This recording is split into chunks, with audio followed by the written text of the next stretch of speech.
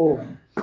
ಏನಾಯ್ತು ಬೆಳಿಗ್ಗೆ ಎಲ್ಲಿಗೆ ಬಂದಿತ್ತು ಅಂದ್ರೆ ಈಗ ಅಥಯ ಇಮೆ ಗ್ರಾಮ ಇಷ್ಟಾಪೂರ್ತೆ ಶುರುವಾಯ್ತು. ಈಗ ನಿಷ್ಕಾಮ ಕರ್ಮಿಗಳ ಕಥೆಯನ್ನ ಹೇಳಿ ಇದು ದೇವಯಾನ ವಾಯುದೇವರು ಭಗವಂತನ ಕಡೆಗೆ ಒಯ್ದು ಮುಟ್ಟಿಸ್ತಾರ ಅಂತ ಮುಗಿಸಿದ ಮೇಲೆ ಈಗ ಸಕಾಮ ಕರ್ಮವನ್ನ ಮಾಡುವಂಥವರು ಎಲ್ಲಿ ಹೋಗ್ತಾರ, ಅವ್ರದ್ದು ಕೊನೆ ಲೋಕ ಯಾವುದು, ಯಾರು ತಿರುಗಿ ಬರ್ತಾರೆ ನೋಡ್ರಿ, ಆ ತಿರುಗಿ ಬರೋ ಕಥೆ ಹೇಳಿಕೊಂಟಾರ ಈಗ ಅವರು.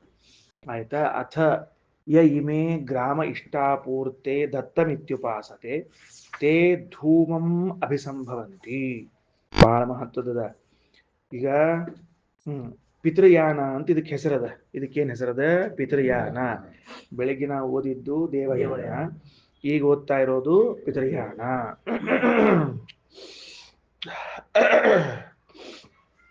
ಅಲ್ಲೇನು ಬರ್ತದ? ಕಾಮ್ಯ ಕರ್ಮಿಗಳು ಅಂದ್ರೆ ಸಕಾಮ ಕರ್ಮವನ್ನ ಮಾಡುವಂಥವ್ರು ಗ್ರಾಮೆ, ಅಲ್ಲಿ ಗ್ರಾಮದ ಸಪ್ತಮಿ ಭಕ್ತಿ ಅದು ಗ್ರಾಮೆ ಇಷ್ಟಾಪೂರ್ತೆ. ಇಷ್ಟಾಪೂರ್ತೆ ಅಂದ್ರೆ ಏನು? ಇಷ್ಟ ಅಂದ್ರೆ ಯಜ್ಞ, ಪೂರ್ತ ಅಂದ್ರೆ ಏನದಕ್ಕೆ ಅರ್ಥ? ಅನ್ನದಾನಾದಿಗಳು ಅಥವಾ ಮತ್ತೆ ಏನಂತಾರೆ ಅದಕ್ಕೆ ಅರವಟ್ಟಿಗೆಗಳನ್ನ ಕೆರೆಗಳನ್ನು ತೋಡಿಸೋದು. ಯಜನ ಖಾತೆ ದತ್ತಂ ದಾನಂ, ಅದಕ್ಕೆ ಭಾವಿ ತೋಡಿಸೋದು ಆಮೇಲೆ ಕೆರಿ ತೋಡಿಸೋದು ಇರ್ತದಲ್ಲ, ಇದಕ್ಕೆ ಇಷ್ಟ ಪೂರ್ತ ಅಂತ ಕರೀತಾರೆ ಅದಕ್ಕೆ. ನೋಡ್ರಿ, ಅದು ಒಂದು ಇತ್ತು ಪ್ರಸಂಗದಲ್ಲಿ ನಾನು ಹೇಳಿದ್ದೀನಿ ಅನೇಕ ಕಡೆ, ಅನೇಕ ಸರ್ತಿ ಮಾಡಿದಾಗ. ಊರಿನ ಉಪಯೋಗಕ್ಕಾಗಿ ಬಾವಿ ತೋಡಿಸೋ ಕೆಲಸ, ಕೆರಿ ತೋಡಿಸೋ ಕೆಲಸ ಇತ್ತು. ಇಷ್ಟಾಪೂರ್ತ ಅಂತ ಕರೀತಾರೆ. ಇಷ್ಟ ಅಂದ್ರೆ ಯಜ್ಞ. ಆ ಯಜ್ಞವನ್ನು ಕೂಡ ಸಮಾಜಕ್ಕೇನೆ ಮಾಡೋದು, ಕೆರಿ ಭಾವಿ ತೋಡಿಸೋದು ಸಮಾಜಕ್ಕೇನೆ. ಅರವಟ್ಟಿಗೆಗಳು ಅಂತ ಕರಿತಿದ್ರು ಹಿಂದಕ್ಕೆಲ್ಲ. ಅಲ್ಲಿ ನೀರು ಕುಡ್ಲಿಕ್ಕೆ ಪ್ರಾಣಿ ಪಕ್ಷಿಗಳಿಗೆ ಕಟ್ಟಿಡೋದು, ಇವು ಎಲ್ಲವನ್ನೂ ಕೂಡ ಮಾಡೋದು ಉದ್ದೇಶ. ಇವೆಲ್ಲ ಮಾಡೋ ಉದ್ದೇಶ ಏನು ಅಂತಂದ್ರೆ ಸಮಾಜಕ್ಕೆ ಉಪಯೋಗ ಬೀಳಲಿ ಅಂತ. ಆದ್ರೆ ಅದು ನಿಷ್ಕಾಮ ಇದ್ದಿದ್ದಿಲ್ಲ ಅಂತಂದ್ರೆ ಅದು ಸಕಾಮವಾಯಿತು ಅಂದ್ರೆ ಅವ್ರು ಹೆಂಗೆ ಹೋಗ್ತಾರ ಅಂತ ಈಗ ಹೇಳಿಕತ್ತಾರ. ಸರಿ ಆಯ್ತು ನೋಡ್ರಿ. ಆಯ್ತಾ. ಅಥ ಅನಂತರದಲ್ಲಿ ಇಮೆ ಯಾರಿದ್ದಾರವರು ಗ್ರಾಮೇ ಇಷ್ಟಾಪೂರ್ತೆ ದತ್ತಂ. ದತ್ತಂ ಅಂದ್ರೆ ದಾನ. ಇತ್ಯುಪಾಸತೆ ಇವೇ ಮೊದಲಾದವುಗಳು. ಇವೇ ಮೊದಲಾದವುಗಳು ಅಂದ್ರೆ ಏನರ್ಥ? ಯಜ್ಞ ಮತ್ತ ಭಾವಿ ತೋಡ್ಸೋ, ಕೆರೆ ತೋಡ್ಸೋದು, ದಾನ. ಇತಿ ಅಂದ್ರೆ ಮೊದಲಾದವುಗಳು ಅಂತ ಅರ್ಥ. ಮೊದಲಾದವುಗಳು ಅಂದ್ರೆ ಯಾವುದು ಅಂದ್ರೆ ಪಿತೃಶ್ರಾದ್ದಾದಿಗಳನ್ನ ಮಾಡೋದು. ಅದು ಕೂಡ ಶ್ರಾದ್ದಾದಿಗಳನ್ನು ಕೂಡ ಸಕಾಮವಾಗಿ ಮಾಡ್ಲಿಕ್ಕೆ ಬರ್ತದಂತ.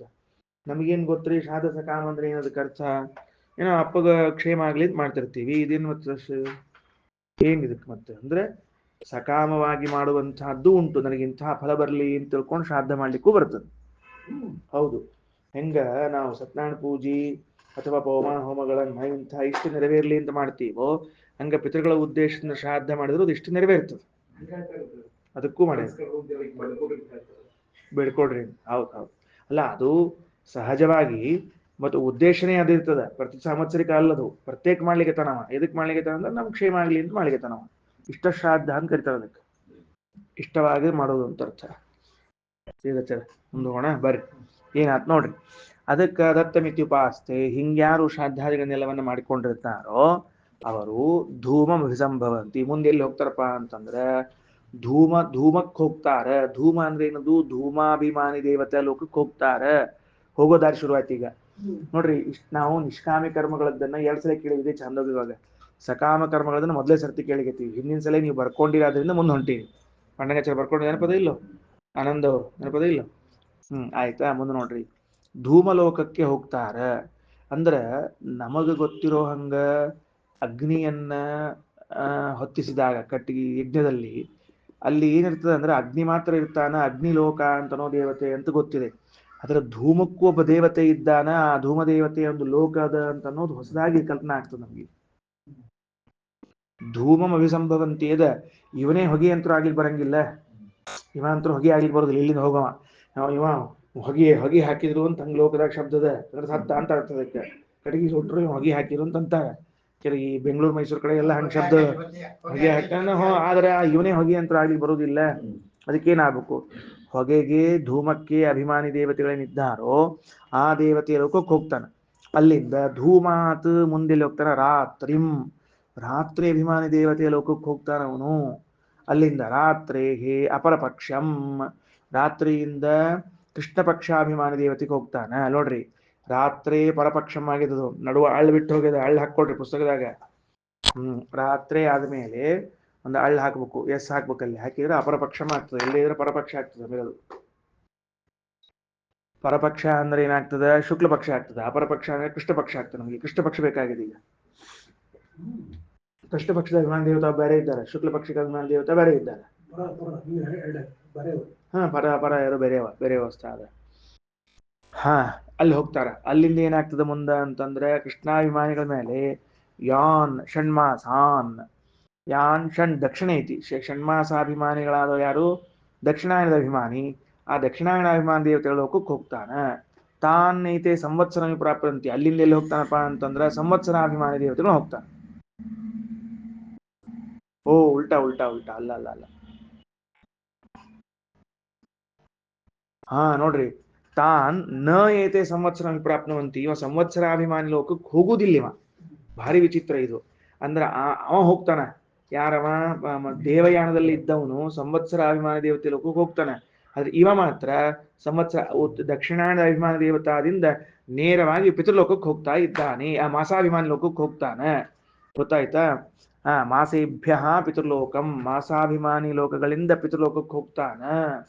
ಇನ್ನ ಪಿತೃಲೋಕಾದ ಆಕಾಶಲೋಕಂ, ಪಿತೃಲೋಕದಿಂದ ಯಾವ ಲೋಕಕ್ಕೆ ಹೋಗ್ತಾನಪ್ಪ ಅವ ಅಂತಂದ್ರ ಆಕಾಶಕ್ಕೆ ಹೋಗ್ತಾನ. ಆಕಾಶ ಅಂದ್ರೆ ಯಾವ್ದು? ವಿನಾಯಕ ಲೋಕಂ ಅಂತ ಬರೀತಾರೆ ವೇದತೀರ್ಥ ಶ್ರೀಪಾದರು. ಆಕಾಶಕ್ಕೆ ಹೋಗ್ತಾನ ಅಂದ್ರೆ ವಿನಾಯಕ ಲೋಕ, ಗಣಪತಿದೊಂದು ಪ್ರತ್ಯೇಕ ಲೋಕದ ಅಂತ ಆತ್ ನೋಡ್ರಿ ಈಗ ನಮ್ಗೆ. ಹ್ಞೂ, ಮತ್ತೆ ಎಷ್ಟು ಅಭ್ಯಾಸ ಮಾಡ್ಬೇಕು ನೋಡ್ರಿ ನಾವೀಗ. ಗಣಪತಿದು ಒಂದು ಪ್ರತ್ಯೇಕ ಲೋಕದ. ನೋಡ್ರಿ, ಎರಡೂ ಕಡೆ ವರ್ಷ ಬರ್ತದೆ. ಶುಕ್ಲ ಪಕ್ಷದ್ದು ವರ್ಷಕ್ಕೆ ಬರ್ಬೇಕು, ಇದು ಸಂವತ್ಸರಕ್ಕೆ ಬರ್ಬೇಕು. ಕೃಷ್ಣ ಪಕ್ಷದ್ದು ಬರ್ಬೇಕು. ಶುಕ್ಲ ಪಕ್ಷದವ್ರು ಸಂವತ್ಸರಕ್ಕೆ ಹೋಗ್ತಾರೆ, ಕೃಷ್ಣ ಪಕ್ಷದವ್ರು ಅಲ್ಲಿ ತನಕ ಬಂದು ಸೈಡ್ ಹೊಡೆದು ಮುಂದೆ ಪಿತೃಲೋಕಕ್ಕೆ ಹೋಗ್ತಾರೆ ಅಂತ ಹೇಳ್ಬೇಕಾಗಿದೆ. ಅದಕ್ಕೆ ಹೇಳ್ಬೇಕು, ಅದಕ್ಕೋಸ್ಕರ ಹೇಳಿದ್ದಾರ. ಸರಿ ಹೋಯ್ತಾ? ಮುಂದೆ ನೋಡ್ರಿ. ಆಮೇಲೆ ಏನಾಯ್ತು? ಪಿತೃಲೋಕದಿಂದ ಆಕಾಶ ಅಂತಂದ್ರೆ ವಿನಾಯಕನ ಕಡೆ ಹೋಗ್ತಾರ. ಗಣಪತಿ ಲೋಕದ ಅಂದ್ರೆ ಗಣಪತಿ ಲೋಕದ ಅಂದ್ಮೇಲೆ ಗಣಪತಿಗೆ ಹೆಂಡತಿ, ಮಕ್ಕಳು, ಪರಿವಾರ, ಶಿಷ್ಯರು, ಅವರಲ್ಲಿ ಪಾಠ ಕಲಿಯೋರು, ಅವ್ರನ್ನ ಗಣಪತಿ ಕರ್ಕೊಂಡು ಮೋಕ್ಷಕ್ಕೆ ಹೋಗೋದೆಲ್ಲ ಇದ್ದದಂತ. ಅದಕ್ಕೆ ಅವೆಲ್ಲ ಮತ್ತೆ ವ್ಯವಸ್ಥೆ ಆತಲ್ಲ. ಅವ್ರವ್ರ ಆಚಾರ, ಅವ್ರವ್ರ ಟೀಮು, ಅವ್ರ ಶಿಷ್ಯ ಮಂಡಳಿ ಇದ್ದೇ ಇರ್ತದೆ. ಟೋಳಿ ಇರ್ಬೇಕಲ್ಲ ಮತ್ತೆ. ಮುಂದೆ ಆಮೇಲೆ ಅಲ್ಲಿಂದ ಆಕಾಶ ಚಂದ್ರಮಸಂ ಪ್ರಾಪ್ನುವಂತೆ. ಅಲ್ಲಿಂದ ಚಂದ್ರಮಸಕ್ಕೆ ಹೋಗ್ಬೇಕಲ್ಲ. ಚಂದ್ರಮಸಮೇಶ ಚಂದ್ರಮಸಂ, ಚಂದ್ರಲೋಕಕ್ಕೆ ಹೋಗ್ತಾರ. ಇಲ್ಲಿ ಮುಗಿತೀಗ, ಲಾಸ್ಟ್ ಇದು ಬಂದ್ಬಿಡ್ತೇವೆ. ಒಂದು ಕೊನೆಗಿದ ನಿಲ್ದಾಣ ಬಂತು. ಮುಂದೆ ಏನಾಗ್ತದೆ? ಏಷ ಸೋಮೋ ರಾಜ. ಇವ ಯಾರಪ್ಪ? ಇವ ಸೋಮರಾಜ. ತದ್ದೇವಾನಾಮನ್ನಂ ತಮ್ ದೇವಾ ಭಕ್ಷಯಂತಿ. ಮೂರ್ ಅಂಶ ಬಹಳ ಮಹತ್ವದ. ಏನ ನೋಡ್ಕೊಳ್ರಿ. ಸೋಮೋ ರಾಜ. ಈ ಚಂದ್ರಗೆ ಏನ್ ಕರೀತಾರಂದ್ರೆ ಸೋಮರಾಜ ಅಂತ ಹೆಸರಂತ. ಆమె ಯಾಕೆ ಸೋಮರಾಜ ಆಗ್ತಾರ್ರಿ? ಚಂದ್ರ ಅಂತಂದ್ರೆ ನೋಡಂತ. ತದ್ದೇವಾನಾಮನ್ನಂ, ಆ ಚಂದ್ರ ಇದ್ದಾನಲ್ಲ, ಇವು ದೇವತೆಗಳ ಅನ್ನ. ತಮ್ ದೇವಾ ಭಕ್ಷಯಂತಿ, ಚಂದ್ರನನ್ನ ದೇವತೆಗಳು ತಿಂದು ಬಿಡ್ತಾರ. ಮರುದಿವ್ಸ ಏನ್ ಮಾಡೋದಿನ? ಮರುದಿವ್ಸ ಏನ್ ಮಾಡೋದು? ಮತ್ತೆ ಸುಮ್ ತಿನ್ಲಿಕ್ಕೆ ಹೋಗ್ಬೇಡ್ರಿ, ಬೇಡ ಅಂತ ಹೇಳ್ಬಿಡ್ರಿ. ಅದಕ್ಕೆ ಇಷ್ಟು ವ್ಯವಸ್ಥಾ. ವೇದೇಶ ತೀರ್ಥರು ಏನಂತಾರ ಅಂದ್ರ ನೋಡ್ರಿ, ಸೋಮೋ ರಾಜ ಅಂತನೋ ಶಬ್ದಕ್ಕೆ ಸೋಮಲತೆಗೆ ಅಭಿಮಾನಿಯಾದ ರಾಜ. ಇಲ್ಲಿ ಸೋಮ ಶಬ್ದಕ್ಕೆ ಅರ್ಥ ಏನು? ಸೋಮಲತಾ. ಸೋಮಲತಾ ಅಂತ ಒಂದು ಯಜ್ಞಕ್ಕೆ ಬೇಕಾಗುವಂತಹ ಲತೆ. ಆ ಲತೆಗೆ ಅಭಿಮಾನಿಗಳಾದವರು ಯಾರು? ಚಂದ್ರ. ಚಂದ್ರ ಯಾರು? ಎಲ್ಲಿಗೆ? ಸೋಮಲತೆಗೆ. ಆ ಸೋಮ ಅಂತ ಒಂದು ಲತಾ, ಬಳ್ಳಿ. ಅದು ಆ ಕುಂಬಳಕಾಯಿ ಬಳ್ಳಿ, ಹಿರಿಕಾಯಿ ಬಳ್ಳಿ, ಸೌತಿಕಾಯಿ ಬಳ್ಳಿ ಹೆಂಗಿರ್ತದ ಹಂಗ ಸೋಮಲತಾ ಅಂತ ಒಂದು ಸೋಮದ ಬಳ್ಳಿ ಅದ. ಗೊತ್ತಾಯ್ತಾ? ಆ ಬಳ್ಳಿಗೆ ಅಭಿಮಾನಿಗಳು ಯಾರು? ಚಂದ್ರ. ಅವ್ರನ್ನೇನ್ ಕರಿತೀವಿ ನಾವು ಅಂದ್ರೆ ಸೋಮೋ ರಾಜ. ಯಾಕೆ ಹಂಗೆ ಕರೆದಿದ್ದೀರಿ? ಸೋಮಕ್ಕೆ ಅಭಿಮಾನಿಗಳಾದ್ರಿಂದ ಸೋಮೋ ರಾಜ ಅಂತ ಅವ್ನು ಕರಿತಾ ಇದ್ದೀವಿ.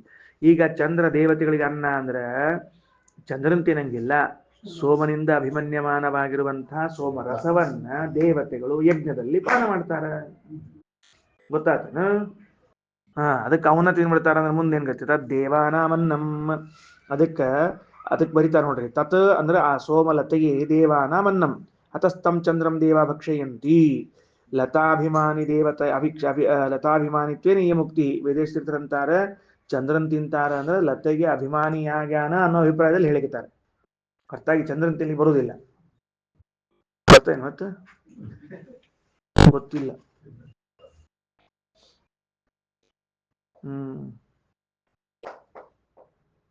ಹೋಗ್ಲಿ ಬಿಡ್ರಿ. ಸರಿ. ಮುಂದೆ ಹೋಗೋಣ. ಆಮೇಲೆ ಇನ್ನು ಮುಂದೇನಂತ ನೋಡ್ರಿ. ಈಗ ಇನ್ನೊಂದು ಇದು ಏನಾಯ್ತು ಅಂದ್ರೆ ಮೊದಲನೇ ಪ್ರಶ್ನೆ ಮೂರನೇ ಪ್ರಶ್ನೆಗೆ ಉತ್ತರ ಆಯ್ತು. ಈಗ ಮೊದಲನೇ ಪ್ರಶ್ನೆ ಮೂರನೇ ಪ್ರಶ್ನೆಗೆ ಉತ್ತರ ಏನಂದ್ರೆ ದೇವಯಾನ ಯಾವುದು ಪಿತೃಯಾನ ಯಾವುದು ಇಲ್ಲಿಂದಲ್ಲಿ ಹೋಗೋದು ಹೆಂಗ್ ಗೊತ್ತು ಏನು ಅಂತ ಕೇಳಿದ್ರು ಅವ್ನ್ ಗೊತ್ತಿರ್ಲಿಲ್ಲ. ಈಗ ಉತ್ತರ ಹೇಳಿದಿವ, ಮುಗೀತಾ. ಮುಂದಿಂದು ಜೀವ ದಾಟಿ ಬಂದಿಲ್ಲ ತಂದೆ ತಾಯಿಂದ, ಅದು ತಂದೆ ತಾಯಿ ಗುಣಗಳು ಸ್ಥೂಲ ಕಷ್ಟ ಅಂದ್ರೆ. ಹೌದು ಹೌದು, ಸ್ಥೂಲ ಕಷ್ಟ ಅಂದ್ರೆ ತಂದೆ ತಾಯಿಯಿಂದ ಏನ್ ಹಂಚ್ಕೊಂಡು ಬಂದಿರ್ತೀವಿ ಅಷ್ಟಕ್ಕೆ ಇರ್ತದೆ. ಉಳಿದು ಹಂಚ್ಕೊಂಡು ಬಂದಿರಂಗಿಲ್ಲ. ನಾವು ರಕ್ತ ಮಾಂಸ ಅಷ್ಟೇ ಹಂಚ್ಕೊಂಡ್ ಬಂದಿರ್ತೀವಿ, ಅದ್ರ ಪ್ರಕಾರ ಬಂದಿರುತ್ತೆ. ಉಳಿದೆಲ್ಲ ಸ್ವಂತದ್ದು ಇದೆ. ಹಾ, ಸ್ಥೂಲ ಕಷ್ಟ. ಹೌದು, ಕರೆಕ್ಟ್ ಕರೆಕ್ಟ್. ಸ್ಥೂಲ ಕಷ್ಟ ಸ್ವರೂಪಕ್ಕೆ ಏನು ಸಂಬಂಧ ಇಲ್ಲ. ಅದಕ್ಕೆ ಈ ದೇಹ ಅಷ್ಟ ಹಂಚ್ಕೊಂಡ್ ಬಂದಿರ್ತೀವಿ, ಸ್ವರೂಪ ಹಂಚ್ಕೊಂಡ್ ಬಂದಿರಂಗಿಲ್ಲ ಅಂಬೋದಕ್ಕನ ಪ್ರಹ್ಲಾದರಾಜರ ದೃಷ್ಟಾಂತ. ಮಾಂಸ ಹಂಚ್ಕೊಂಡ್ ಬಂದಿರ್ತೀವಿ, ಸ್ವರೂಪ ಹೆಂಗಿತ್ತು ಅವ್ರು, ಹೆಂಗಿತ್ತು ಒರಿಜಿನಲ್ ಹಂಗೆ ಇತ್ತದು. ಅದೇನ್ ಕೆಲಸನೇ ಮಾಡ್ಲಿಲ್ಲ ನೋಡ್ರಿ ಅಲ್ಲಿ, ಹಂಗಾಗ್ತದೆ. ಬಂದು ಇನ್ನೊಂದು ಪ್ರಶ್ನೆ ಕೇಳಿದವ್ರೀಗ. ಈಗ 5 ಆಯ್ತು, 1 3 ಆಯ್ತು. ಈಗ ಇನ್ 2 ಪ್ರಶ್ನೆ ಉಳ್ಕೊಂಡಾವ. 2 ಏನು ಅಂತಂದ್ರ, ಯಾಕ ಆ ಲೋಕಗಳು ತುಂಬಲ್ವಾಗ್ಯಾವ? ಹೋಗಿ ಹೋಗ್ತಾರ ತುಂಬಲ್ತಿ ಯಾಕ ಅಂತ ಪ್ರಶ್ನೆ ಅದು. ಅಷ್ಟು ದೊಡ್ಡದು ಲೋಕ ಕಟ್ಟ್ಯಾರ ಮತ್ತ ಅಂದ್ರ ತಸ್ಮಿನ್ ಯಾವತ್ ಸಂಪಾತ ಮುಷಿತ್ವ 385ನೇ ಪುಟ ಮೇಲ್ಗಡೆಗೆ. ತಸ್ಮಿನ್ ಯಾವತ್ ಸಂಪಾತ ಮುಷಿತ್ವ ಅಥ ಏತಮೇವ ಅಧ್ವಾನಂ ಪುನಃ ನಿವರ್ತಂತೆ ಯಥೇತಂ ಆಕಾಶಂ ಆಕಾಶಾದ್ ವಾಯುಃ ವಾಯುರ್ಭೂತ್ವಾ ಧೂಮೋ ಭವತಿ ಧೂಮೋ ಭೂತ್ವಾ ಅಭ್ರಂ ಭವತಿ ಅಭ್ರಂ ಭೂತ್ವಾ ಮೇಘೋ ಭವತಿ ಮೇಘೋ ಭೂತ್ವಾ ಪ್ರವರ್ಷತಿ ತೈಹ ಬಿರಿಹಿ ವನಸ್ಪತಯಸ್ತಿಲಮಾಶಾ ಇತಿ ಜಾಯಂತೆ ತಥೋ ವೈ ಖಲು ದುರ್ನಿಷ್ಕೃತನಂ ಯೋ ವೈ ಯೋ ಅನ್ನಮತ್ತಿ ಯೋ ರೇತಸ್ಸಿಂಚತಿ ತದ್ಭೂಯ ಏವ ಭವತಿ. ಢಣ್ ಮುಗಿತ್ ನೋಡ್ರಿ. ಯಾಕೆ ತುಂಬಲ್ತಾಗ್ಯದ ಅಂದ್ರೆ ಅವರೆಲ್ಲ ತಳಗ್ ಬರ್ಲಿಕ್ಕತ್ತಾರ. ತುಂಬಕ್ ಹೆಂಗದು? ಹಂಗಾಗಿ ತುಂಬಲ್ತಾಗ್ಯದ. ಕರೆಕ್ಟ್ ಆತೀಗ. ಸಕಾಮ ಕರ್ಮವನ್ನ ಮಾಡಿದವರೆಲ್ಲ ಆ ಲೋಕಕ್ಕೆ ಹೋಗ್ತಾರೆ. ಆ ಲೋಕಕ್ಕೆ ಹೋದವರೆಲ್ಲ ಅಲ್ಲಿ ಯಾವತ್ ಸಂಪಾತ ಮುಷಿತ್ವ, ಅದು ಕರ್ಮ ಎಷ್ಟು ಕ್ಷಯ ಆಗೋ ತನಕ ಅಲ್ಲಿ ಇರ್ತಾರ. ಆಮೇಲೆ ಯಾವ ದಾರ್ಯಾಗ ಹೋಗ್ಯಾರೋ ಒಳ್ಳೆದ ದಾರ್ಯಾಗ ಬಂದ್ಬಿಡ್ತಾರ. ಮುಗಿದು ಹೋತ್ ಕೆಲಸ. ಅಂದ್ಮೇಲೆ ತುಂಬಕ್ ಹೆಂಗದು? ದೇವಯಾನದಿಂದ ಹೋದವ್ರು ತಿರುಗಿ ಬರುವುದಿಲ್ಲ, ಮೋಕ್ಷಕ್ಕೆ ಹೋಗ್ತಾರ, ಜಗ ವಿಸ್ತಾರದ. ಅದು ಹಿಂಗಾಗಿದ್ದು ತುಂಬುವಂಗಿಲ್ಲ. ಈ ಸಕಾಮ ಕರ್ಮ ಮಾಡಿದವರು ಇಲ್ಲಿ ಹೋಗ್ತಾರ, ಅಲ್ಲಿ ಇರುವುದೇ ಇಲ್ಲ, ತಿರುಗಿ ಬರ್ತಾರೆ. ಹಿಂಗಾಗಿ ಅದು ದೊಡ್ಡದ, ಅದು ತುಂಬಂಗಿಲ್ಲ. ಈ ತಿರುಗಿ ಬರ್ತಾರೆ, ಇದು ತುಂಬಂಗಿಲ್ಲ. ಚಲೋ ಅದ ನೋಡ್ರಿ ವ್ಯವಸ್ಥೆ. ಅವ್ರ ಮೋಕ್ಷಕ್ಕೆ ಹೋಗ್ತಾರೆ, ವಾಪಸ್ ಬರ್ತಾರೆ. ಅದಕ್ಕೆ ಕೆಲವೊಂದು ಕಾರ್ಯಕ್ರಮದಾಗ ಊಟಕ್ಕೆ ಹಾಕ್ತಿರ್ತಾರೆ, ಜನ ಹೋಗ್ತಿರ್ತಾರೆ. ಎಲ್ಲಿ ಹೋದ್ರು ಜನ ಗೊತ್ತಾಗಿಲ್ಲ. ಆ ಊಟ ಮಾಡ್ಕೊಂಡವ್ರು ಹಿಂದೆ ಕಳ್ಸಿಬಿಡ್ತಾರೆ, ಕೈ ತಗೊಂಡು ಆ ಕಡೆ ಹೋಗ್ಬಿಡ್ರಿ ಅಂತಕೊಂಡು ಹೇಳಿ.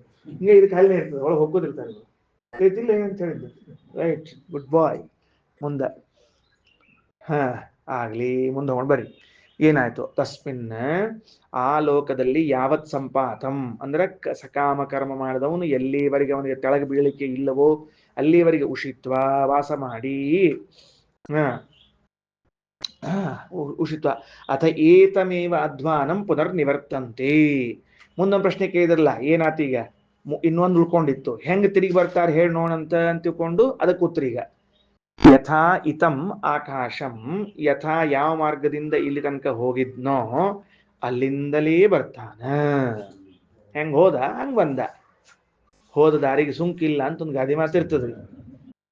ಹೋದ ದಾರಿ ಸುಂಕಿಲ್ ಗೊತ್ತಿಲ್ಲ. ಮತ್ತೆ ಅಂದ್ರೆ ಮುಂದೆ ಹೋಗ್ಬೇಕಾದ್ರೆ ಸುಂಕ ಕೊಡ್ಬೇಕಾಗ್ತದ, ತಿರುಗಿ ರಿಟರ್ನ್ ಬರ್ಬೇಕಾದ್ರೆ ಏನು ಸುಂಕ ಇರಂಗಿಲ್ಲ. ಮತ್ತೆ ಯಾಕೆ? ಅವ್ ಸುಂಕದ ಕಟ್ಟಿ ತನಕ ಹೋಗ್ಯಾನವ. ಅಲ್ರಿ, ಸುಂಕದ ಕಟ್ಟಿ ತನಕ ಹೊಳ್ಳಿ ಬಂದ ಅಂದ್ರೆ ಏನಿಲ್ಲ ಅದಕ್ಕೆ. ಇಲ್ಲಲ್ಲ, ಇನ್ನು ಸುಂಕದ ಕಟ್ಟಿದಂಗ ಹೋಗೋ ತನಕ ಹೇಳ್ಬೇಕು. ಅದೇ ಏನು ಸುಂಕದ ಕಟ್ಟಿ, ಬಿಂಕದ ಕಟ್ಟಿ. ಮುಂದೆ ಜಕಾತಿ ಜಕಾತಿ. ಸರಿ, ಮುಂದೆ ನೋಡ್ರಿ. ಅದಕ್ಕೆ ಪುನರ್ ನಿವರ್ತಂತೆ ಯಥ ಇತಂ ಆಕಾಶಂ, ಆಕಾಶ. ಆಕಾಶಾತ್ ಎಲ್ಲಿ ಹೋಗ್ಬೇಕಪ್ಪ ಅವ? ಚಂದ್ರಲೋಕದಿಂದ ಆಕಾಶಕ್ಕೆ ಬರ್ತಾನ ಅಂತ ಅರ್ಥ. ಅದಕ್ಕೆ ಆಕಾಶಕ್ಕೆ ಬರ್ಬೇಕಾದ್ರೆ ಹಿಂದೇನು ಹೇಳಿದ್ವಿ? ಆಕಾಶದಿಂದ ಚಂದ್ರಲೋಕಕ್ಕೆ ಹೋಗಿದ್ದ ಅಂತ ಹೇಳಿದ್ವಿ. ಈಗ ಚಂದ್ರಲೋಕದಿಂದ ಆಕಾಶಕ್ಕೆ ಬರ್ತಾನ. ಮತ್ತ ಆಕಾಶಕ್ಕೆ ಬಂದ, ಮತ್ತೇನಾಯ್ತು? ಆಕಾಶಾದ್ ವಾಯುರ್ಭೂತ್ವ, ಆಕಾಶದಿಂದ ಇವೇನಾಗ್ತಾನ? ವಾಯು ಆಗ್ತಾನ. ಈ ವಾಯು ಆಗ್ತಾನ ಅಂದ್ರೆ ಇವ್ಯಾಕೆ ವಾಯು ಆಗ್ತಾನ? ಇದೆಲ್ಲ ಬಹಳ ಮಹತ್ವದ. ಮತ್ತೆ ವಾಯುರ್ಭೂತ್ವ ಧೂಮೋ ಭವತಿ, ವಾಯು ಆದ್ಮೇಲೆ ಧೂಮ ಆಗ್ತಾನ. ಧೂಮೋ ಭೂತ್ವ ಅಭ್ರಂ ಭವತಿ, ಧೂಮ ಆದ್ಮೇಲೆ ಏನಾಗ್ತಾನ? ಮೋಡ ಆಗ್ತಾನ.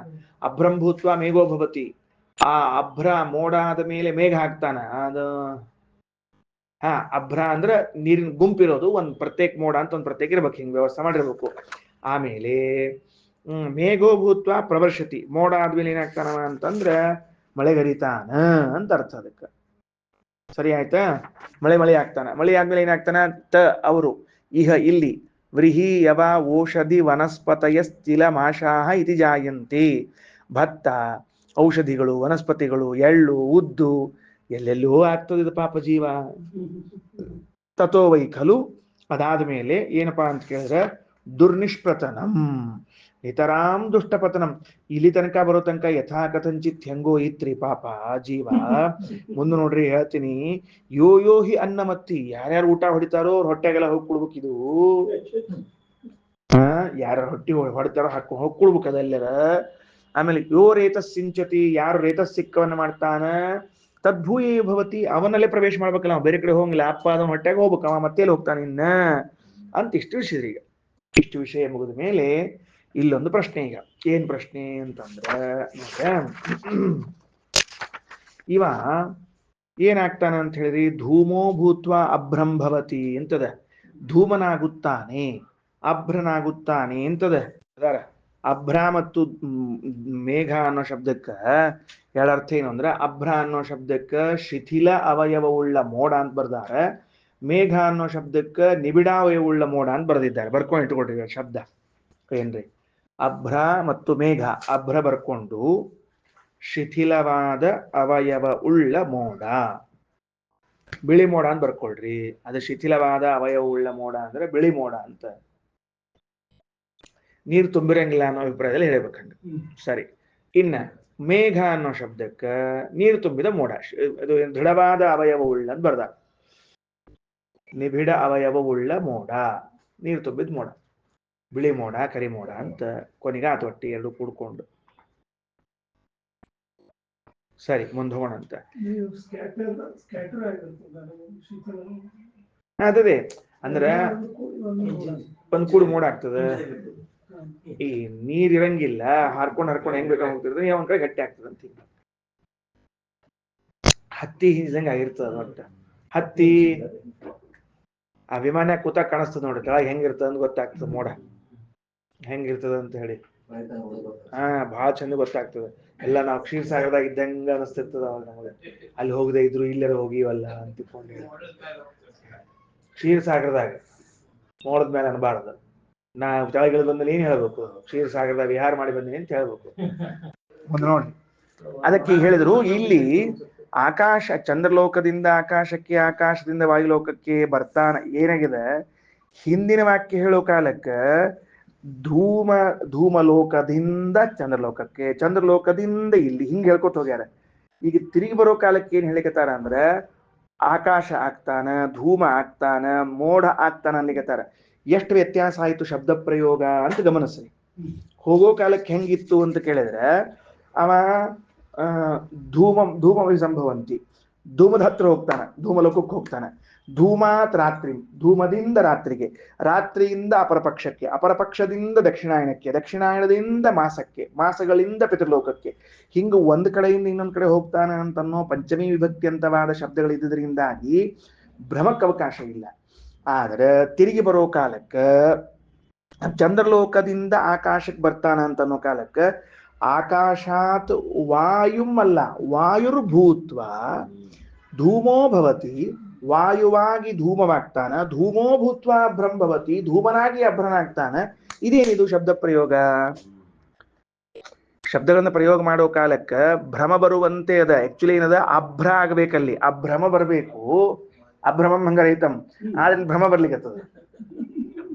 ಅದಕ್ಕೆ ಆ ಭ್ರಮ ಪರಿಹಾರ ಮಾಡ್ಲಿಕ್ಕೆ ಅಭ್ರಮಂ ಭಂಗರಹಿತಂ ಶ್ರೀಮದಾಚಾರ್ಯ ಬರ್ತಾರೆ. ಈಗ ಗೊತ್ತಾಯ್ತಾ? ಎಷ್ಟ್ ಚಂದ ನೋಡ್ರಿ. ಅಭ್ರ ಆಗ್ತಾನ, ಹೋಗ್ಲಿ. ಅಭ್ರಂಭೂತ್ವ ಮೇಘೋ ಭವತಿ, ಮೇಘೋ ಭೂತ್ವ ಪ್ರವರ್ಷತಿ. ಮುಂದೆ ವ್ರೀಹಿಯವ ಬಲಸ್ತು ಮಾಷಾ, ಇವನೇ ಉದ್ದಾಗಿ ಹುಡ್ತಾನಂತ ಬರ್ದಾರ್ರಿ. ಮಾಷಾಹ ಜಾಯಂತಿ, ಇವ ಯಾಕೆ ಉದ್ದಾಗ್ತಾನ್ರಿ? ಇವ ಉದ್ದ ಹುಟ್ಟಿದ್ದ ಹೆಚ್ಚಾಗಿದೆ, ಮತ್ತೆ ಉದ್ದಾಗ್ತಾನಂತ ಇವ ಉದ್ದ ಹುಟ್ಟಿದ್ದ ಹೆಚ್ಚಾಗಿದೆ, ಮತ್ತೆ ಉದ್ದಾಗ್ತಾನಂತೀವ. ಅದಕ್ಕೆ ಶ್ರೀಮದಾಚಾರ್ಯ ಅಂತಾರೆ, ಇದು ವೇದದ ಒಂದು ಭಾಷಾ. ಇಲ್ಲ ಕೇಳ್ರಿ, ಮಜಾ ಅದ, ಮಜಾ ಅದ. ಅಂದ್ರೆ ಯಾಕೆ ಹಂಗ ಹೇಳ್ಯಾರ ಅಂತ ಅನ್ನೋದಕ್ಕೆ ಆಚಾರ್ಯ ವಿವರಣೆ ಕೊಡ್ತಾರ. ಇದು ಸ್ವಲ್ಪ ರಹಸ್ಯ ವಿಷಯದ ಕೇಳ್ರಿ ಅಂತ. ಅಭ್ರಧೂಮಾದಿ ಭಾವಸ್ತು ಜೀವಸ್ಯ ಅಭ್ರಾದಿ ಸಂಸ್ಥಿತಿ. ಅಭ್ರಾದಿ ಮಾನಿರೂಪಂ ತು ಜ್ಞಾನ ಪ್ರಾಪ್ಯಂ ಯಥೋ ಭವೇತ ಇತಿ ಚ. ಎರಡು ವಿಷಯವನ್ನು ತಗೊಳ್ಳಂತ. ಮೊದಲನೇದ್ದು ಏನು ಅಂತಂತಂದ್ರ,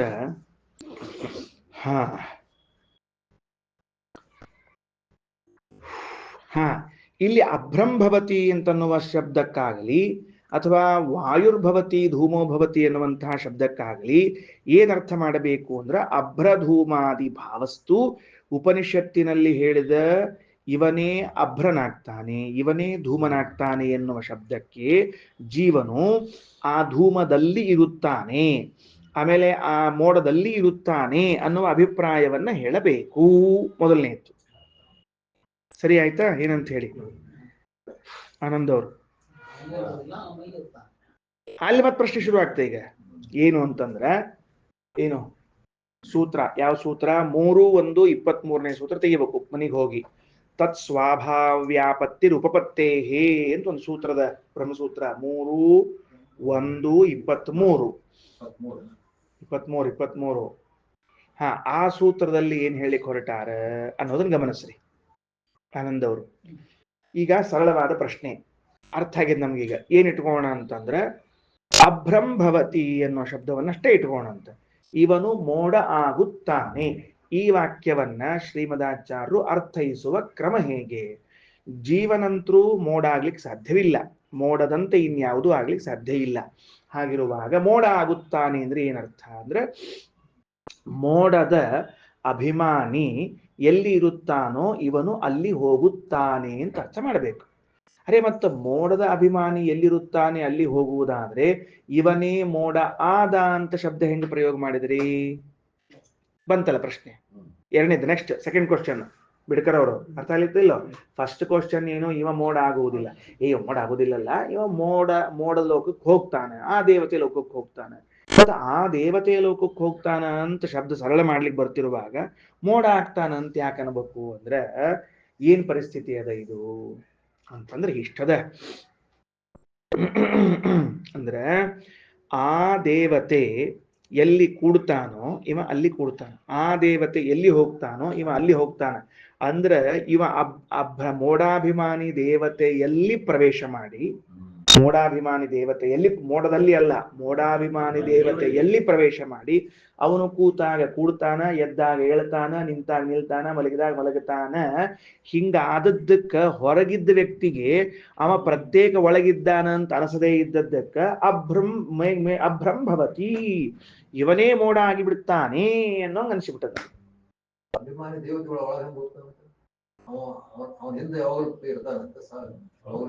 ಅವನ ದೇಹದಲ್ಲೇ ಹೋಗ್ತಾನೆ, ಸೇವೆ ಮಾಡ್ಕೋತ. ಏನು ಸೇವಕಲ್ಲ ಏನಿಲ್ಲ, ದೇಹದಲ್ಲಿ. ಹೌದು, ದೇಹದಲ್ಲೇ ಹೋಗ್ತಾನ. ಯಾಕ ಹಿಂಗ್ ಹೇಳ್ಬೇಕು ಅಂತಂದ್ರೆ, ಇದು ಇತರ ದೇವತಾ ಸಾಯುಜ್ಯ ಅಂತ ಕರೀತಾರ. ಸರಾಫ್ ಅವರ ಪಾಠ ನೆಕ್ಸ್ಟ್ ಮಂಗಳಿಲ್ರಿ ಇವತ್ತು, ಇನ್ನು ಮುಂದಿನ ವಾಕ್ಯಕ್ಕೆ ಹೋಗ್ಬೇಕಾಗಿದೆ.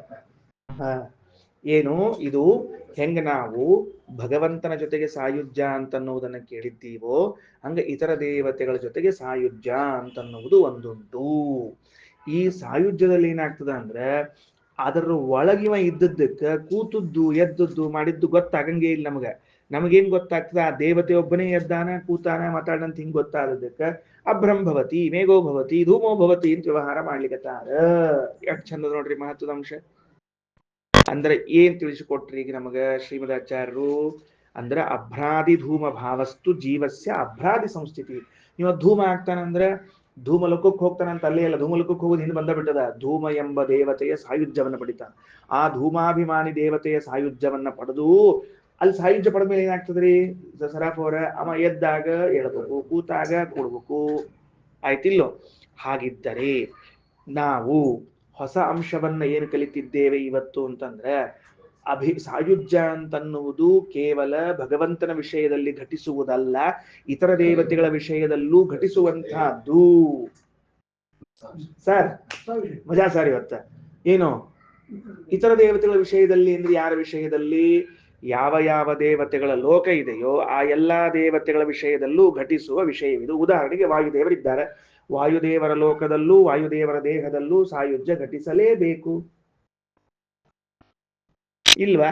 ಘಟಿಸಲೇಬೇಕು. ಅಗ್ನಿ ಇದ್ದಾರೆ, ಅಗ್ನಿ ಲೋಕಕ್ಕೆ ಹೋಗ್ಯಾರ, ಅಲ್ಲೂ ಘಟಿಸಲೇಬೇಕಲ್ಲ. ಅಂದ್ರೆ ಅಗ್ನಿ ಜೊತೆಗೆ ಸಾಯುಜ್ಯವನ್ನ ಪಡೆಯುವಂತಹ ವ್ಯಕ್ತಿತ್ವ ಉಳ್ಳವರಿದ್ದಾರೆ.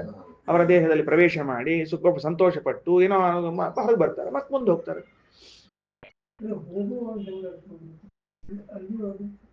Same same same same same same ಸಾಯುಜ್ಯನೇ.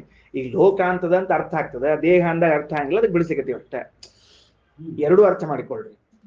ಒಂದು ಹೋಗೋ ಕಾಲಕ್ಕೆ ಹಿಂಗ್ ತಗೊಳ್ರಿ, ಬರೋ ಕಾಲಕ್ಕೆ ಹಿಂಗ್ ತಗೊಳ್ರಿ. ಎರಡು ವಿಷಯ ತಿಳ್ಕೊಬೇಕಾಯ್ತು ನಮಗೆ. ಈ ಅಭಿಮಾನಿ ದೇವತೆ ಲೋಕದಿಂದ ಆ ಅಭಿಮಾನಿ ದೇವತೆ ಲೋಕಕ್ಕೆ, ಆ ಅಭಿಮಾನಿ ದೇವತೆ ಲೋಕದಿಂದ ಆ ಅಭಿಮಾನಿ ಲೋಕ ಹೋಗ್ತಾನಂತ ಫಸ್ಟ್ ಸೆಂಟೆನ್ಸ್ ಹಂಗ್ ಬರ್ತದ ಉಪನಿಷತ್ತು.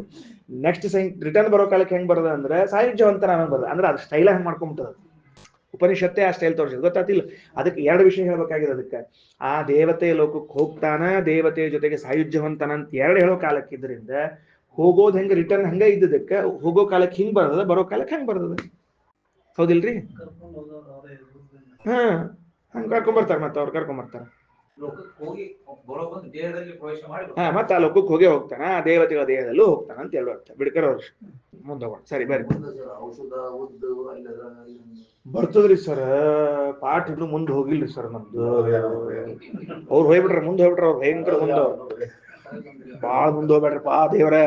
ದೇವರ ಅಲ್ಲ, ಹಿಂಗ್ಯಾಕಾಯ್ತು? ಈಗ ಹಿಂಗ್ ಹೇಳೋ ಬದ್ಲಿ ಇವನೇ ಮೋಡ ಆಗ್ಯಾನ ಅಂತ ಯಾಕೆ ಹೇಳಬಾರದು ಅಂತ ಪ್ರಶ್ನೆ ಮಧ್ಯದಲ್ಲಿ. ಇಲ್ಲಿ ತಿಳ್ಕೊಡ್ರಿ, ಮುಂದೆ ಹೋಗೋಣ ಅಂತ. ಇವನೇ ದೇಹ ಎಂದು ಕೇಳೋರ, ಇವನೇ ಹೊಗೆಯಾದ, ಇವನೇ ಧೂಮಾಭಿಮಾನಿ ದೇವತೆ ಆಗಿ ಬಿಟ್ಟ ಅಂತ ಯಾಕೆ ಅನ್ಬಾರ್ದು? ಈಗ ನೀವು ಹೇಳೋಂಗ ಅರ್ಥ ಮಾಡೋಕ್ಕಿಂತ ನಾವ್ ಹೇಳೋದೊಂದು ಸ್ವಲ್ಪ ಸರಳದ. ಧೂಮೋ ಭವತಿ, ಆಕಾಶದಿಂದ ಇವ ಧೂಮ ಆಗ್ತಾನಂದ್ರ ಇವ ಆಕಾಶಾದ್ ವಾಯುರ್ಭೂತ್ವ, ಆಕಾಶದಿಂದ ವಾಯುವಾಗ್ತಾನಂತ ಮೊದಲನೇ ಪದ ವಾಯು ಅದ, ಸರಿನಾ? ಅಲ್ಲೇ ಆಕಾಶನೂ ಅದ ಬಿಡ್ರಿ.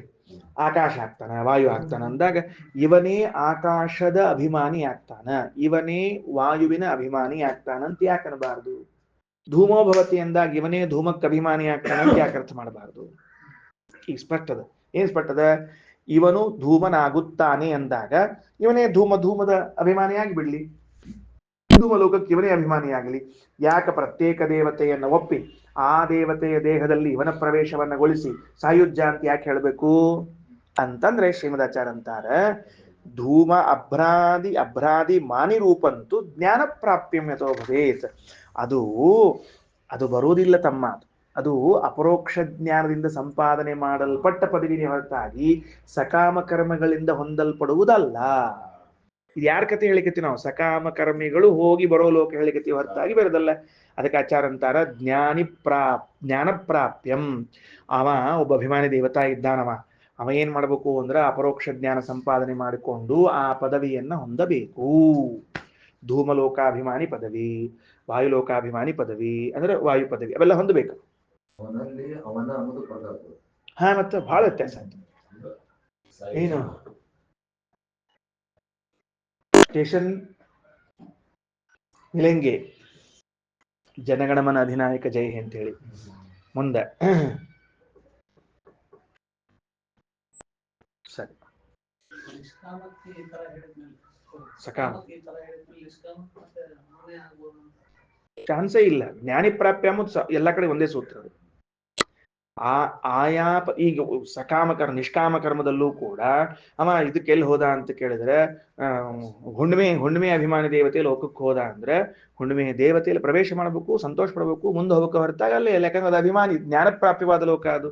ಇವ ಅಪರೋಕ್ಷ ಜ್ಞಾನ ತನ್ನ ಮೋಕ್ಷಕ್ಕಾಗಿ ಪಡ್ಕೊಂಡು ಹೊರತಾಗಿ ಆ ಪದವಿಗಾಗಿ ಸಾಧನ ಮಾಡೇ ಇಲ್ಲವ. ಅದಕ್ಕೆ ಬರೀತಾರ ಇವ್ರು, ಯಾರು ಬರೀತಾರ ಅಂತಂದ್ರ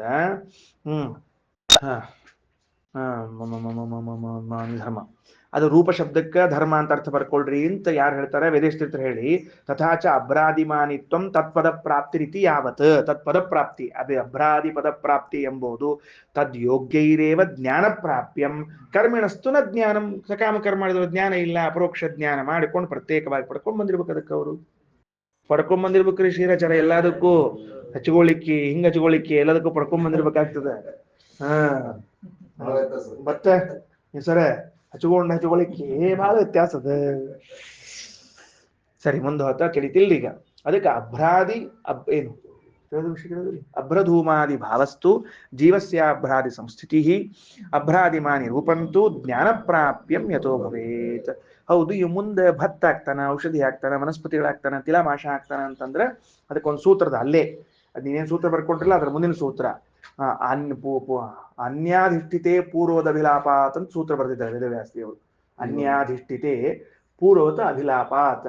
ಈಗಾಗಲೇ ಅಲ್ಲೊಂದು ಬ್ಯಾರೆ ಜೀವದ, ಯಾವ ಜೀವ ಭತ್ತ ಆಗೋ ಜೀವ, ಉದ್ದಾಗೋ ಜೀವ ಬೇರೆ ಅದ. ಅದ್ರೊಳಗೆ ಇದು ಹೋಗಿ ಸೇರ್ಕೋತದ. ಆ ಭತ್ತೊಳಗೆ ಇಬ್ರು ಕುತ್ಕೊಂಡಿರ್ತಾರೆ. ಕುತ್ಕೊಂಡು ಅದು ಭತ್ತ ಆಗಿ ಮುಂದೆ ಕೆಲಸ ಮಾಡ್ಕೊಂಡು ಅದು ಹೋಗ್ಬಿಡ್ತದೆ. ಇದು ಆ ತಂದೆ ದೇಹದಾಗ ಹೋಗ್ತದೆ, ಇದು ಮುಂದೆ ಹುಡ್ಕೊಂಡ್ ಬರ್ತದೆ.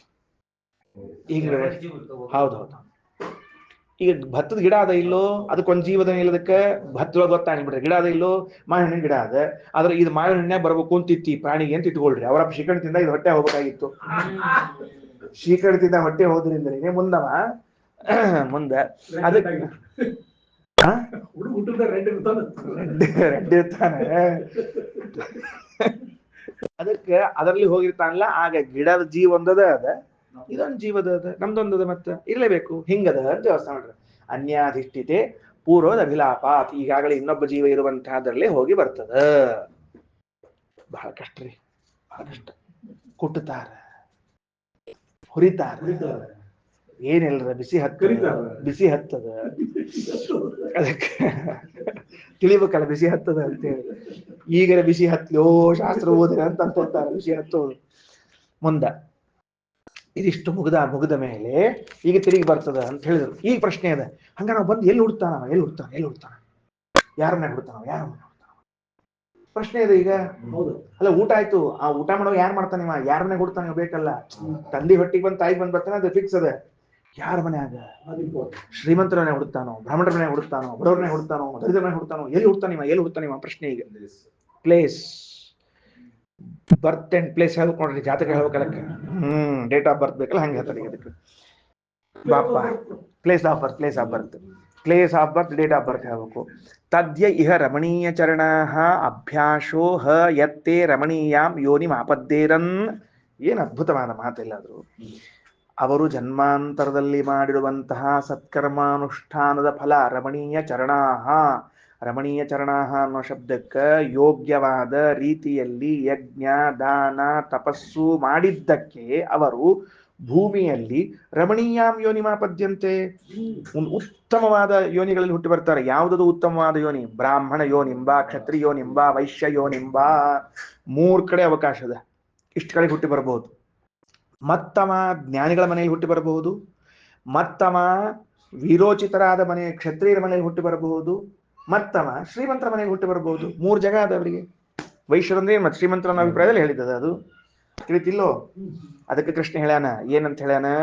ಶುಚೀನಾಂ ಶ್ರೀಮತಾಂ ಗೇಹೇ ಯೋಗಭ್ರಷ್ಟೋಭಿಜಾಯತೆ ಅಥವಾ ಯೋಗಿನಾಮೇವ ಕುಲೇ ಭವತಿ ಧೀಮತಾಂ.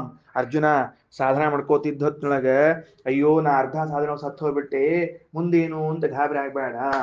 ಸಾಧನ ಮಾಡಿದ್ರೆ ಹೊಂಟಾನವ, ಇನ್ನೂ ಪೂರ್ಣ ಆಗ್ಲಿಲ್ಲ, ಸಾಧನ ಪೂರ್ಣ ಆಗ್ಲಿಲ್ಲ, ಮಧ್ಯಕ್ಕೆ ಜಂಟಿ ಭಾಷೆ ಹೆಸರಲ್ಲಿ ಅಂತಂದ್ರೆ ಮುಂದೇನು ಅಂದ್ರೆ ಏನೋ ಟೆನ್ಷನ್. ಮುಂದಿನ ಜನ್ಮ ನಿನಗೆ 2 ಕಡೆ ಬರ್ತದೆ. ಶುಚೀನಾಂ ಶ್ರೀಮತಾಂ ಗೇಹೇ ಯೋಗಭ್ರಷ್ಟೋಭಿಜಾಯತೆ. ಒಳ್ಳೆ ಶ್ರೀಮಂತರು ಅಂದ್ರೆ ಶುಚಿಯಾದ ಶ್ರೀಮಂತರು, ನೆನಪಿಟ್ಟುಕೊಳ್ರಿ. ಸತ್ ಶ್ರೀಮಂತರು ಅಂದ್ರೆ ಅವರು ದಾನ ಧರ್ಮ ಮಾಡ್ಲಿಕ್ಕೇನೇ ಕೈ ಎದ್ದವರು. ಅವರು ಆ ವಂಶದಲ್ಲಿ ಎಂದೂ ಕೂಡ ಅವ್ರಿಗೆ ಕಪ್ಪು ಚುಕ್ಕೆ ಇಲ್ಲ ಅವ್ರದ್ದು. ಅಂಥ ಶ್ರೀಮಂತರ ಮನೆಯಲ್ಲಿ ಹುಟ್ಟಿ ಮತ್ ಸಾಧನ ಮುಂದುವರಿಸ್ತೀನಿ, ಮತ್ತೆ ದಾನ ಧರ್ಮ ಮಾಡ್ಕೊತ ಕೊಡ್ತೀನಿ ಮತ್ ನೀನು ಇಲ್ಲ. ಯೋಗಿನಾಮೇವ ಕುಲೇ ಭವತಿ ಧೀಮತ. ಯಾರಾದ್ರೂ ಆಚರಣೆ ಹುಟ್ಕೊಂಡ್ ಬರ್ತೀನಿ ನೀನು ಮತ್ತಲ್ಲಿ, ಮತ್ತ ಪ್ರಾಣಾಯಾಮಿ ವಿನಿಯೋಗ, ಜನಿವಾರಿ ವಿನಿಯೋಗ, ಜುಟ್ಟೆ ವಿನಿಯೋಗ ಅಂತ ಆಗ್ತದೆ.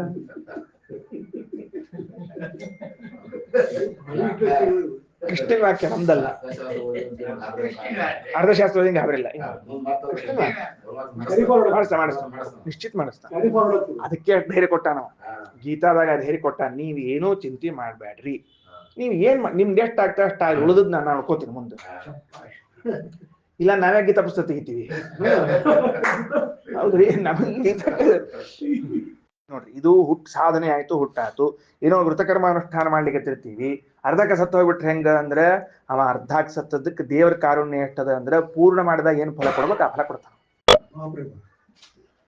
ಚಾತುರ್ಮಾಸದಾಗ ಅದೇ ಅದ ಸಂಕಲ್ಪ ಮಾಡೋ ಕಾಲಕ್ಕ ಮಧ್ಯದಲ್ಲಿ ನಾನೇನಾದ್ರೂ ಚಾತುರ್ಮಾಸ್ಯ ಮಾಡುವಾಗ ಸತ್ರೆ ಚಾತುರ್ಮಾಸ್ಯ ಪೂರ್ಣಗೊಳಿಸೋದು ನಿನ್ ಜವಾಬ್ದಾರಿ.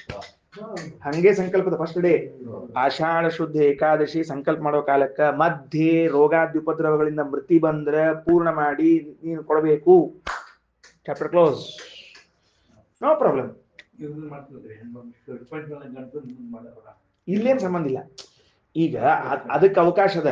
ಕೆಲವು ಈಗ ಚಾತುರ್ಮಾಸ ಇರ್ತಾ ಮಧ್ಯಕ್ಕೆ ಸತ್ತ ಯಾ ಹೆಂಡತಿ ಮಾಡ್ಬೇಕು ಯಾ ಗಂಡ ಮಾಡ್ಬೇಕು ಇದನ್ನ ಬರುದಿಲ್ಲ. ಅದಕ್ಕೆ ಅಂತ ಅವ್ ಕೇಳಿಗತ್ತ ಅದಲ್ರಿ. ಯಾಕಂತ ಪುಷ್ಪಂಚಿ ಬೇನೆ ಹತ್ತಿರಿ ಬಿಡ್ರಿ, ಉಳ್ದ್ ಬರ್ರಿ ಅವ್ರ ಪುಷ್ಪಂಚಿ ಬೇನೆ ಸುಮ್ ಬರೋದು ಬುತ್ತಿ ಅದಕ್ಕೆ ಕೆಲವು ವ್ರತಗಳನ್ನ ಉಳಿದವ್ರು ಮಾಡಬಹುದು, ಕೆಲವು ವ್ರತಗಳನ್ನ ಮಾಡ್ಲಿಕ್ಕೆ ಬರುದು. ಏಕಾದಶಿ ಮಾಡ್ಲಿಕ್ಕೆ ನಾವ ಏಕಾದಶಿ ಮಧ್ಯಾಹ್ನ ತನಕ ಏಕಾದಶಿ ಮಾಡಿ ಸತ್ತು ಹೋದ ಮಧ್ಯಾಹ್ನ ಪೂರ್ಣ ಆಗ್ಲಿಲ್ಲ ಏಕಾದಶಿ. ಅವಾಗ ಹೆಂಗ ಅಂದ್ರೆ ಅದನ್ನೇನು ಮಗ ಮತ್ತೊಂದ್ ದಿವ್ಸ ಉಪವಾಸ ಮಾಡ್ಲಿಕ್ಕೆ ಬರುದಿಲ್ಲ ಅಂದ್ಮೇಲೆ ಅದನ್ನ ಪೂರ್ಣ ಮಾಡೋದು ಇವಾಗ ತಿಂಗಳ ಅವನೇ ಮಾಡ್ತಾನವ. ಕಜಿ ಇಲ್ಲ ಅವ್ನ ವ್ಯವಸ್ಥೆ ಮಾಡ್ತಾನವ. ಅದಕ್ಕೆ ಪ್ರಾರಂಭ ಮಾತ್ರ ಇಚ್ಛಾವ ವಿಷ್ಣು ಧರ್ಮೇ ನನಿಷ್ಫಲ ಅಂತ ಶ್ರೀಮದಾಚಾರ್ಯ ವಾಕ್ಯ. ಪ್ರಾರಂಭ ಮಾತ್ರ ಮಾಡಿರು, ಶುರು ಮಾಡಿರು, ಏನೂ ತೊಂದರೆ ಇಲ್ಲ. ಇಚ್ಛಾ ಮಾಡು, ಪೂರ್ಣ ಮಾಡ್ತಾನ ಅಂತ ಹೇಳ. ನೀ ಮಾಡ್ಲಿಕ್ಕೆ ಹೋಗ್ಬೇಡ, ಇಚ್ಛಾ ಮಾಡು. ಜೀವನದೊಳಗೆ ನಿಮ್ಗೆ ಎಷ್ಟು ಕರ್ಮಗಳನ್ನು ಮಾಡ್ಲಿಕ್ಕೆ ಇಚ್ಛಾ ಅದು ಅಷ್ಟು ಇಚ್ಛಾ ಮಾಡ್ಬಿಡ್ರಿ. ಸ್ವಾಮಿ ಆ ಕರ್ಮ ಮಾಡ್ಬೇಕು, ಸ್ವಾಮಿ ಈ ಕರ್ಮ, ಏಕಾದಶಿ ಮಾಡ್ಬೇಕು, ದ್ವಾದಶಿ ಮಾಡ್ಬೇಕು, ಅನ್ನದಾನ ಮಾಡ್ಬೇಕು, ನೀಗೆಲ್ಲ ನೀವು ಇಚ್ಛಾ ಮಾಡ್ಕೋತ ಹೋಗ್ರಿ. ಅಲ್ರಿ ಇಷ್ಟೆಲ್ಲ ಮಾಡ್ಕೋತ ಕೂತ್ರೆ ಕೊನೆಗೆ ಆಗದೆ ಇದ್ರೆ ಪುಣ್ಯ ಬರ್ತದೋ ಅವ್ ಮಾಡಿಸ್ತಾನೆ ವ್ಯವಸ್ಥೆ. ನೀ ಯಾಕೆ ತೆಗಿಸೋತಿ ಹ್ಯಾಕ್ ಕಳಿಸ್ತಾನ ಅದೆಲ್ಲ ಮುಂದೆ.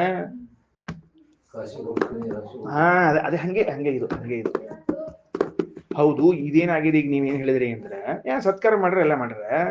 ಇನ್ನ ಯಾರು ಕಪೂಯ ಚರಣ ಯಜ್ಞ ಮಾಡ್ಯಾರ, ಯಜ್ಞ ಮಾಡಿಲ್ಲ ಅಂತಲ್ಲ, ಮಾಡೋ ಕಾಲಕ್ಕೆ ಅವ್ಯವಸ್ಥಿತ ಯಜ್ಞ ಮಾಡ್ಯಾರ. ಆಚಾರ ಸರಿ ಇದ್ದಿದ್ದಿಲ್ಲ, ಮಡಿ ಮೇಲಿಗೆ ವ್ಯತ್ಯಾಸ ಆಗಿತ್ತು, ಎಕಡೋ ಹರಟಿ ಹೊಡ್ಕೋತ್ ಮಾಡಿದ್ರು, ತುಪ್ಪ ತಗೊಂಬಂದ್ರೆ ಡಾಲ್ಡಾ ತಂದಿಟ್ಟ. ಯಜ್ಞ ಮಾಡ್ಯಾನವ, ಯಜ್ಞ ಮಾಡಿಲ್ಲ ಅಂತಲ್ಲ. ಆದ್ರೆ ಕಪೂಯ ಚರಣ ಆ ಸಾಧು ಯಜ್ಞಾದಿಮಂತಹ ಆ ಯಜ್ಞ ನೋಡಿದ ಮೇಲೆ ಮಂದಿಗೆ ಅನಿಸ್ತಿತ್ತಂತ ಹಿಂಗಂತರೂ ಮಾಡಬಾರ್ದು ನಾವು ಅಂತ ಅನಿಸ್ತಿತ್ತಂತ. ಆದ್ರ ಯಜ್ಞ ಮಾಡಿದ್ದಕ್ಕೆ ಫಲ ಕೊಡ್ಲಿಲ್ಲ ಅಂದ್ರೆ ಶಾಸ್ತ್ರಕ್ಕೆ ಅಪ್ರಾಮಾಣ್ಯ ಬರ್ತದೆ. ಫಲ ಕೊಟ್ರೆ ಅವ ಎಲ್ಲಿ ಹೋಗ್ತಾನ ಅಂತ ಕೇಳಿದ್ರೆ ದುರಾಚಾರಿಯಾಗಿದ್ದು ದುಷ್ಟ ಕರ್ಮಗಳನ್ನ ಮಾಡಿದ್ದ ಅಂತ ಆದ್ರೆ ಅದರದ್ದೇನು ಯಜ್ಞಾನುಸಾರವಾಗಿ ಫಲ ಬರಬೇಕು, ಬರ್ತದ. ಏನ್ ಮಾಡ್ತಾನವ? ಅಭ್ಯಾಸೋಹವೈ ಕಪೂಯಾಂ ಯೋನಿಮಾಪದ್ದೇರನ್. ಎಲ್ಲಿಯೋ ಕೆಟ್ಟ ಯೋನಿ ಹುಡ್ತಾನ. ಎಲ್ಲಿ? ಶ್ವಾಯೋನಿಂ ಸೂಕರ ಯೋನಿಂಬ ಚಾಂಡಾಲ ಯೋನಿಂಬ. ನಾಯರ ಆಗ್ತಾನ, ಹಂದಿರ ಆಗ್ತಾನ, ಚಾಂಡಾಲರ ಆಗ್ತಾನ. ಇವೆಲ್ಲ ದುರಾಚಾರದ ಫಲ. ಇದು ದುರಾಚಾರಿ ಆಗ್ಬಾರ್ದು. ಅದಕ್ಕೆ ಸದಾಚಾರಿ ಆಗಿರ್ಬೇಕು ಮನುಷ್ಯ. ಸದಾಚಾರಿ. ಹೌದೌದು, ದುರಾಚಾರವನ್ನ ಮಾಡಬಾರ್ದು, ಸದಾಚಾರಿಗಳಾಗಿರ್ಬೇಕು ಅಂತ ಅಭ್ಯಾಸ ಹೇಳ್ತೀನಿ. ಹೇಳಿಲ್ಲ, ಪದ ಹೇಳ್ತೀನಿ. ಈಗ ಇದನ್ನ ಮುಗಿಸ್ಲಿಕ್ಕತ್ತೀನಿ. ಮೊದ್ಲು ಏನಾಯ್ತು ಅಂತಂದ್ರ